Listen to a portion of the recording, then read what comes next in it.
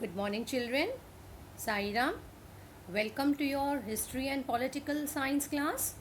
Children, today we will start with revision of Political Science, lesson number 1, Working of the Constitution.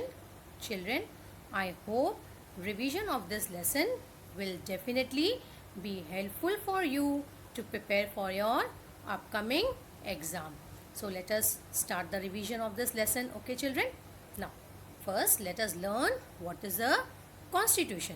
Now, children, constitution is a set of rules and principles that specify how a country should be governed and how the power is distributed and controlled and what rights citizens possess. So basically it's a set of rules and principles which specify how a country should be governed and the power is distributed and controlled and what are the rights that citizens possess.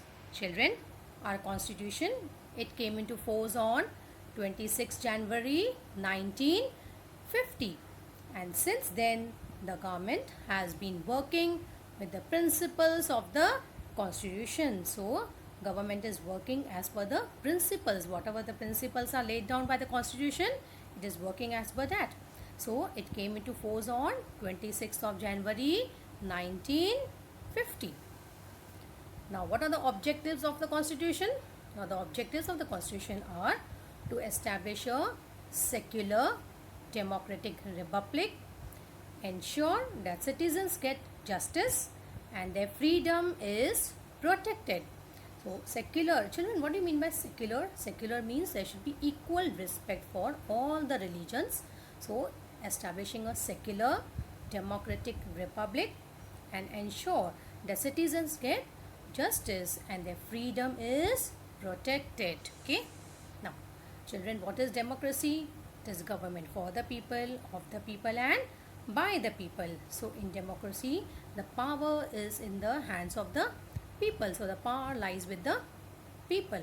Children, you have learned that democracy is of two types, direct democracy and indirect democracy. Children, we are following indirect democracy. It is also called as representative democracy. Yes, so in India we have representative democracy. So what is democracy? Democracy means power is with the people. It lies to the people. Now, what is political maturity? Now, children, the essence of representative system is to integrate the principles of democracy in actual practice. So, in reality, we should practice the principles like, for example, equality, fraternity, all these principles which are there, it should be practiced in actual life. Okay, it should not be on the paper, it should be practiced in actual life. So, it should be used, or means the importance of these principles should be in our actual life. So the essence of representative system is to integrate the principles of democracy in actual practice. And children, you have learned in your electoral process chapter, holding free and fair elections is an important indicator of successful democracy. So free and fair elections are an important indicator of successful democracy. Now you have also learned about right to vote. Yes, the power to change our own future. It is at the tip of your finger. Yes. Now, the Indian Constitution had guaranteed adult suffrage. That is, all are having right to vote by giving right to vote equally to both men and women above 21 years of age. Now, children, but the voting age is reduced from 21 to 18.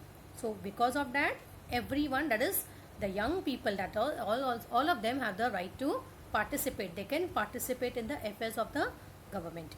So voting age was reduced from 21 to 18, which gave opportunity of political participation to the younger generation in India. Therefore, India is having the largest democracy in the world. India is the largest democracy in the world because a younger generation can participate in the affairs of the government, and now the voting is reduced from 21 to 18. So more number of people can participate in the affairs of the government.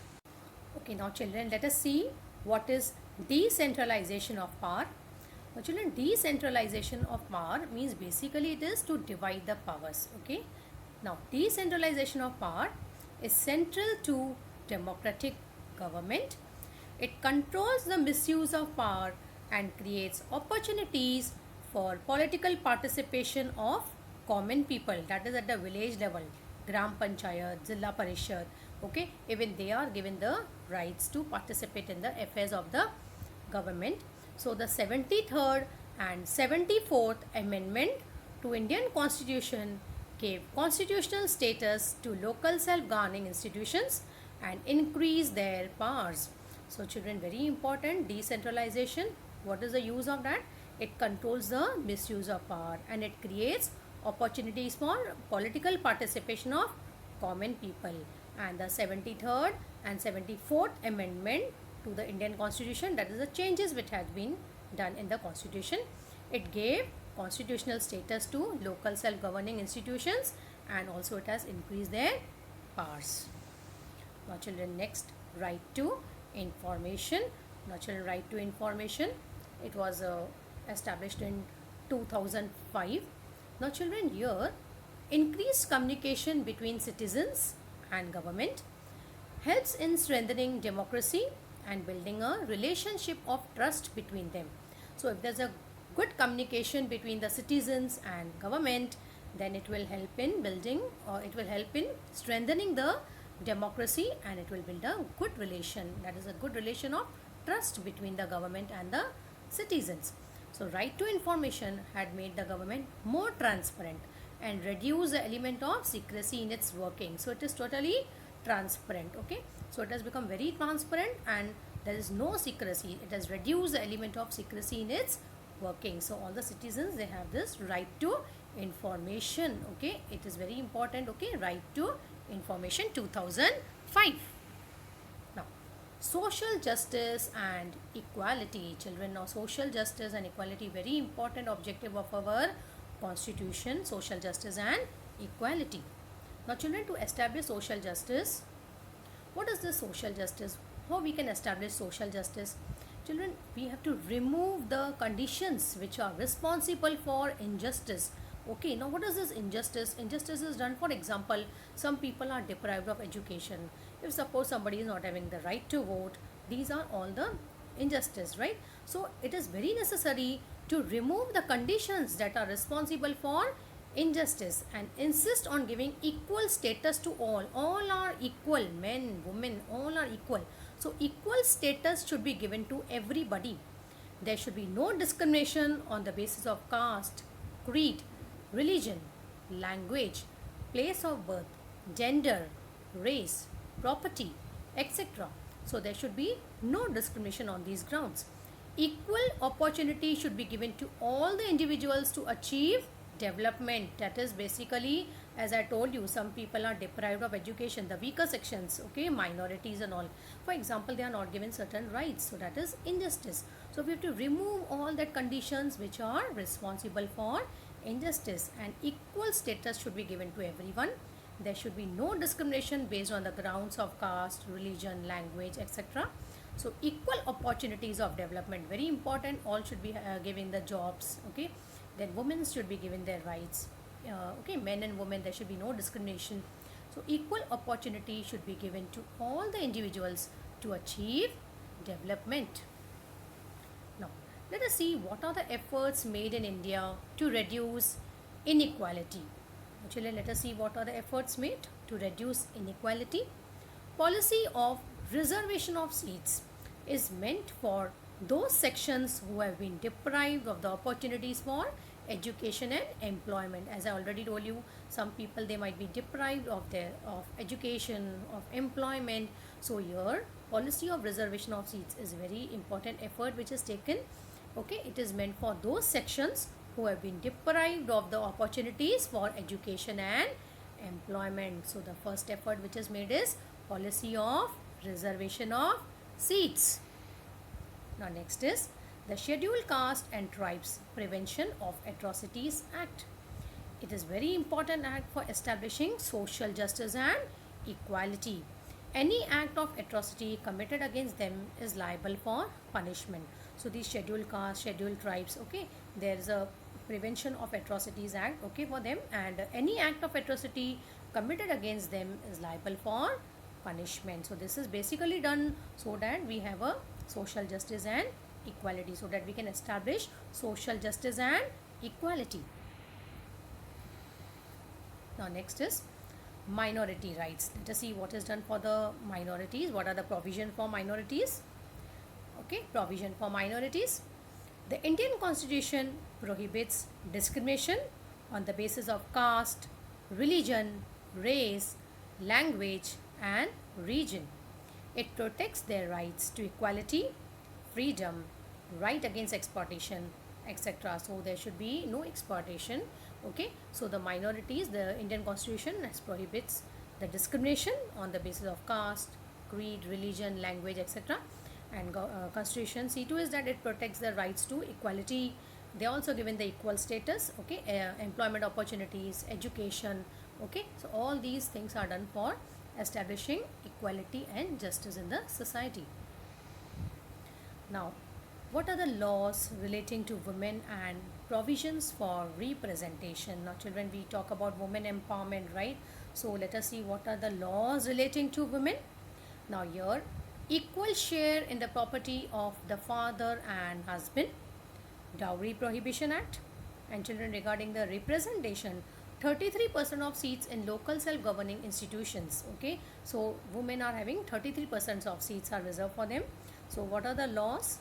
Equal share in property of father and husband, then Dowry Prohibition Act, 33% of seats in local self-governing institutions, then Act Against Sexual Harassment, Domestic Violence Prohibition Act, and now as I told you, now 33% seats are reserved for the locals, 33% seats are reserved for women, but now in the state of Maharashtra it is raised to 50%.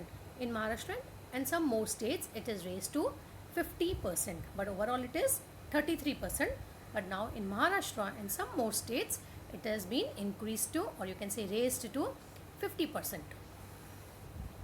Now let us see what is the role of judiciary. Okay, now children, the Constitution is dynamic. It is a living document. Now Constitution has to change according to the changing conditions. Now children, there could be some amendments made in the Constitution, but it cannot be frequent, okay. Only which are very important has to be done. So if it demands, then only it should be changes can be done. So Constitution is dynamic, okay. It is a living document. So Constitution has to change depending on the conditions, and the Parliament has the power. Who is having the power to make the changes? Parliament is having the power to make those changes, and judiciary has accepted this power of Parliament to make changes in the Constitution, but at the same time specified the limitations on this power. Judiciary has taken a stand that the Parliament, while amending the Constitution, cannot alter the basic structure of the Constitution. So basic structure cannot be altered. If amendments are made, if they are very important, okay, as per the situation, if changes are done, but then it is done by the Parliament. Therefore it is said it is a living document, it is dynamic, but then there are restrictions. We cannot make amendments now and then, okay. Only which are important, that only could be done, okay, and it is done by the Parliament, okay. Now let us see what are the significant judicial decisions taken. Now the protection provided to citizens by fundamental rights in the Constitution has been made more meaningful through various decisions. Let us see what are the decisions taken by the judiciary. Some of the important subjects on which court has given judgments include rights of children, protection of human rights, protection of the honor and dignity of women, individual freedom, and tribal empowerment. These efforts have made the political process in India more mature. So a lot of steps are taken by the judiciary that played a very important role to establish social justice and equality in the country. Okay, so children, I hope it was very helpful for you. Now children, we had learnt about what is Constitution, about the democracy, the right to vote, right to information. Okay, these are very important things. You have to revise this. Then about the laws related to women, what has been done for equality and establishing social justice, that is provision of for the minorities, Okay, as I had discussed now, and role of judiciary. Okay, now children, from the examination point of view, you can have such type of questions in the exam, children. For example, choose the correct option. Dash has made the government more transparent. Right to information. You have to just choose the correct answer. Such type of questions you can get in your exam, children. Then state whether the following statement is true or false. Indian democracy is the largest democracy in the world. You have to just take the correct answer. Yes, it is a true statement. Indian democracy is the largest democracy in the world. It is a true statement. So you have to take the correct answer. Okay. Now children, I have just done the revision. I hope it will be helpful for you to prepare for your exam. Now children, if you want to have a detailed explanation, if you want to learn more in detail, okay, it is advisable that you watch the videos, okay, on the YouTube. It is divided into part 1 and part 2. The lesson is divided into part 1 and part 2. So if you want to have a detailed explanation, children, you can just refer the link which I have provided. You can refer this link, children, and you can have a more detailed explanation of part 1 and part 2 lesson working of the constitution. It will be definitely helpful for you, children. Thank you, my dear students.